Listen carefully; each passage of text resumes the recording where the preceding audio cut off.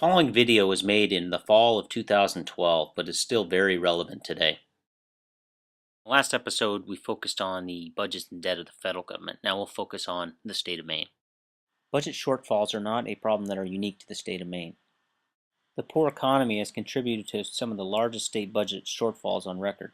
One source I found online claimed that even with continued growth of 8.3% per year, losses from the most recent recession would not be restored until fiscal year 2019.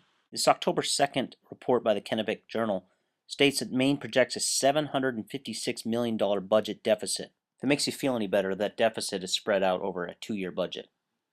The report continues and addresses a concern by some that this deficit will be passed on to the taxpayers in the municipalities through higher property taxes.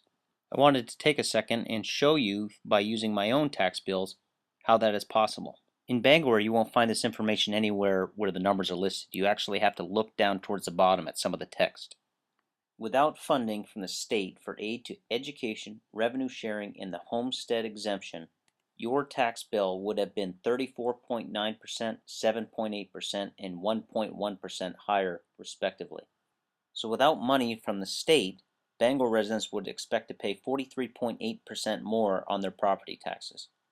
Taking a look at that tax bill for the smaller community of Pittsfield, you'd see that taxpayers would have to pay 82.3% more on their property taxes without that same state assistance. So the standing theory by some is that the budget gap will be reduced by reducing or eliminating state aid to education and revenue sharing.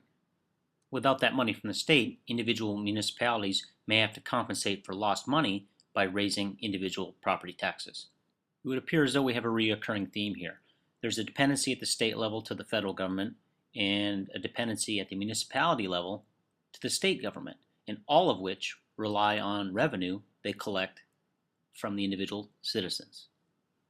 All right, I'll make a few more comments on Maine state debt and then I'll wrap this video up. According to the Treasurer, the state's debt as of June is $1.06 billion, or $845 per citizen. Of course, those values only take into consideration tax-supported debt, which is that debt listed here. When we add in some of the other debt listed on the website, we actually come up with a value much higher. That value is $9.92 billion, or $7,416 per citizen. This value is much more consistent with what you would see on usdebtclock.org if you clicked on the state section. There's no doubt about it. The next session of the state legislature is going to have some serious discussions about the budget in the state of Maine. Hopefully a major part of that discussion will be, what is the role of government? Of course, that's a question that can't be answered in the scope of this small video, but it is definitely something people need to consider as they're spending taxpayers' money.